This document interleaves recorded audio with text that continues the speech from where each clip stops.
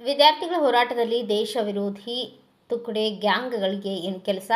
Youth for nation Chikkamagaluru ಇದರ ನೇತೃತ್ವದಲ್ಲಿ ಭಾರತ ವಿರೋಧಿ ಶಕ್ತಿಗಳಿಗಿಂತ ಸಂಸತ್ ಭವನಕ್ಕೆ ದಾಳಿಯ ಸಂಚಲನ ಖಂಡಿಸಿ ನಡೆದ ಬೃಹತ್ ಪ್ರತಿಭಟನಾ ಮೆರವಣಿಗೆಯಲ್ಲಿ ಭಾಗವಹಿಸಲಾಯಿತು. ನೀಟ್ ಪರೀಕ್ಷೆಯ ಪ್ರಶ್ನೆ ಪತ್ರಿಕೆಯ ಸೋರಿಕೆ ಆದ ಬಗ್ಗೆ ನಮಗೂ ಆಕ್ರೋಶವಿದೆ. ಇದರ ವಿರುದ್ಧ ತ್ವರಿತವಾಗಿ ಕೇಂದ್ರ ಸರ್ಕಾರ ಕ್ರಮಗಳನ್ನು ಕೈಗೊಂಡಿದೆ. ಆದರೆ ಇದನ್ನೇ ರಾಜಕೀಯ ದಾಳವಾಗಿ ಬಳಸಿಕೊಂಡು ದೇಶ ವಿರೋಧಿ ಘೋಷಣೆಗಳನ್ನು ಕೂಗುತ್ತಾ ರಾಷ್ಟ್ರದ್ರೋಹ ಕಾರ್ಯದಲ್ಲಿ ತೊಡಗಿಸಿಕೊಳ್ಳುವುದು ಖಂಡನೀಯ. ಈ ಹೋರಾಟದಲ್ಲಿ ಶಿಕ್ಷಣ ಕ್ಷೇತ್ರದ ಸುಧಾರಣೆಯ ಬಗ್ಗೆ ಮಾತುಗಳಿಲ್ಲ. ನೀಟ್ ಹೋರಾಟಕ್ಕೂ ಸಿಎಎಗೂ ಏನು ಸಂಬಂಧ?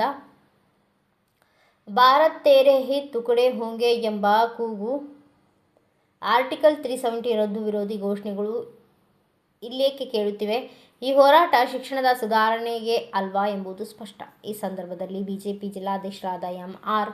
ದೇವರಾಜ ಶೆಟ್ಟಿ, ಜಿಲ್ಲಾ ಬಿಜೆಪಿ ಉಪಾಧ್ಯಕ್ಷರಾದ ಈಶ್ವರಹಳ್ಳಿ ಮಹೇಶ್, ಶ್ರೀಮತಿ ವೀಣಾ ಶೆಟ್ಟಿ, ರೈತ ಮೋರ್ಚಾ ಪ್ರಧಾನ ಕಾರ್ಯದರ್ಶಿಗಳಾದ ಕಲ್ಮೂರುಡಪ್ಪ, ಪುಣ್ಯಪಾಲ್, ಸಂತೋಷ್ ಕೋಟ್ಯಾನ, ಕೆ.ಎಸ್. ಪುಷ್ಪರಾಜ್, ಶ್ರೀಮತಿ ಭವ್ಯ ಮಂಜುನಾಥ್, ರಂಗನಾಥ್, ಶ್ರೀಮತಿ ಪವಿತ್ರ ಸೇರಿದಂತೆ ಪ್ರಮುಖ ಮುಖಂಡರು, ಯೂತ್ ಫಾರ್ ನೇಷನ್ ಇದರ ಸದಸ್ಯರು ಉಪಸ್ಥಿತರಿದ್ದರು.